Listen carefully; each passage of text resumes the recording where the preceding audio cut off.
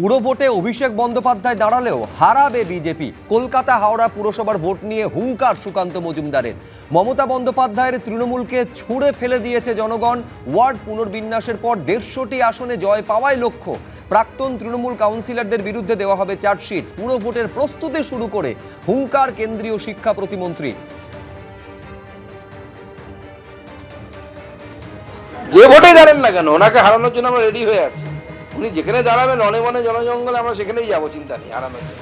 আমাদের রাজ্য সভাপতি বক্তব্য তো পুরো পরিষ্কার যে এই রাজ্যে কোনো শরিক দল নিয়ে আমরা ভোটে লড়িনি, আমরা এই রাজ্যে একাই লড়েছি এবং এতগুলো সিট পেয়েছি।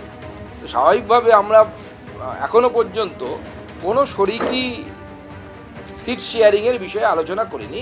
বিগত বিধানসভা নির্বাচনে 144টি ওয়ার্ডের মধ্যে 101টিতে বিজেপি এগিয়ে আছে, তৃণমূল কংগ্রেস এক কথায় ধরাশায়ী হয়েছে। তো এবার 209টি সিট হয়েছে, আমরা আশা করছি 150র বেশি, আমার তো মনে হচ্ছে 170-80টা পর্যন্ত আমরা পৌঁছতে পারবো।